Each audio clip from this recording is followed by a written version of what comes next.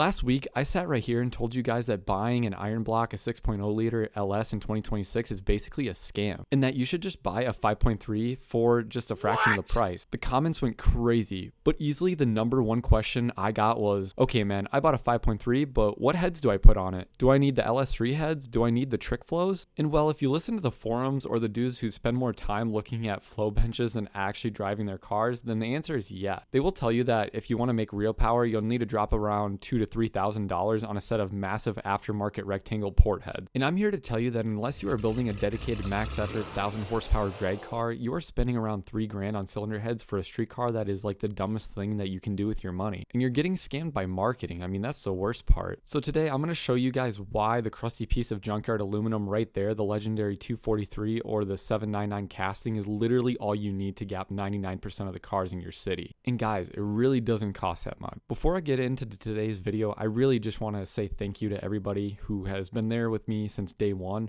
I mean, we're at 1,000 subs now, and it is great. I mean, this is awesome. It did take me a year to get here, but it was worth it. So let's get to 2,000. Dream come true, and I can't do it without you guys. So I really appreciate it. On to the video. All right, let's talk about the trap everyone falls into, the flow bench trap. You open a catalog, you see the aftermarket head flows 320 CFM at 600 lift, and you think, wow, my stock heads only flow at 240? If I buy these, I'll make 1,000,000 horsepower. But here's the dirty little liar secret that the aftermarket doesn't want you to think about. Flowing a massive amount of air is great if you have a massive engine. If you throw a giant set of rectangle port LS3 heads on a little like 5.3 block, you're going to be absolutely murdering it on the low end torque here. Airspeed matters, guys. Cathedral port heads are like the 243s and the 799s, or even the 37s have smaller runner. That means the air moves faster at lower RPM. The fast moving air gives you like that little snappy throttle response at the low end torque, and that actually makes like the street car fun to drive. You put a massive lazy ports on a 5.3, it's gonna feel like a sluggish dog until you hit about 5,000 RPM. I mean, realistically, by the time you get into your power band, the guy in the Mustang next to you is already 3 car lengths ahead. And let's talk about boost, because half of you watching are just gonna throw like a VS racing turbo on your block anyway. Flow runners matter way less when you are literally forcing air down the engine's throat with a compressor wheel.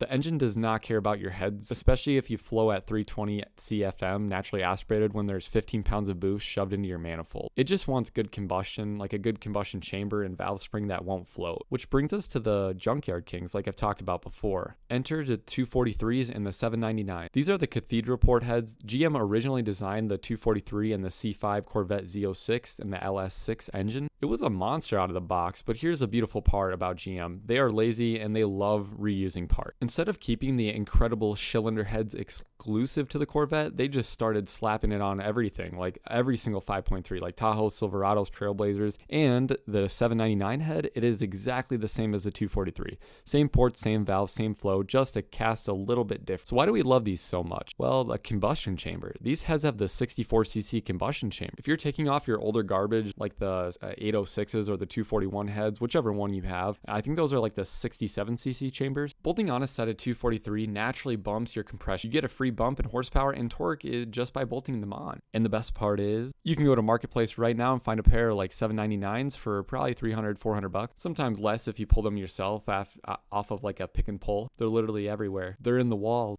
But let's do some actual math, because this is where like the aftermarket head argument completely falls apart for the budget build. Okay, let's say you buy like an entry-level set of aftermarket heads. You're spending what, about 2,200, maybe 2,500 bare? But then you realize, oh wait, my cathedral port intake manifold doesn't fit these new rectangle port. Boom, there's another 500 for a new intake. Oh wait, I need a different rocker arms now. Boom, there's another 300. By the time you're done, you have spent around 3,500 just on the top half of your engine for a street car. Now, I know a lot of you can find some really good deals. I've already seen it in the comments, but if you buy like a used 799s for around $350, you take them to the local machine shop, have them hot tank surface so they're completely flat, and then just get like a basic valve job, maybe $300 maybe. Then you order like a BTR dual valve spring kit with titanium retainers for around $230, and then throw maybe like a $150 trunnion upgrade for your stock rockers so they don't puke needle bearings into your oil pan. So right there you just saved like $2,500 maybe. Do you know what buys you $2,500 in today's economy? Possibly a camshaft, maybe an entire turbo kit. That also could buy your Holley Terminator X system. You are sacrificing maybe 20 to 30 peak horsepower at 6,500 RPM to save enough money money to act your car. Now, I want to be completely fair. I am not saying aftermarket heads are garbage. Like brands like TrickFlow, AFR, PRC make incredible pieces of engineering. If you have a massive displacement engine like a 408 stroker or a LS7, yes, you need massive heads to feed it. Now, if you're building something more naturally aspirated like a track weapon where you need every single drop of horsepower from 6,000 to 8,000 RPM, I mean, yes, buy aftermarket heads. If your budget is like unlimited and you just want cool stuff, then go for it. But let's be real. Each other, like 90% of you watching, are the builds for the 5.3 or 6.0 to put in like a Foxbody, 350Z, or a C10 truck. So you realistically want like 5 to 700 wheel horsepower. You want it to idle with a nasty chop, and you want it to like light up your tires in third gear on the highway, and that's about it. A set of stock 243 heads with good valve springs and gapless ring setup on the bottom end will hold around 700 horsepower all day. People have pushed stock 243s past 1,000 horsepower on the S. The casting is not the bottleneck, your wallet is. I mean, we all know, like doing any kind of, automotive aftermarket stuff, racing, just having a nice car, right? Cubic dollar. So please stop overbuilding your engines for the internet. Stop flow bench race. Buy a set of 243s or 799. Put some good springs in them, bolt them onto your turbo, and actually just drive your car. If you thought the 6.0 liter block was a scam, just wait until you realize how many people waste on intakes. Here's a video that I made talking about it. Drop a comment below if you run 243s on your boost, and tell what the aftermarket fanboys what's up. Hit that like button if you just saved money. Thanks for watching, and we'll see you on the next one on Torque Savvy. Peace.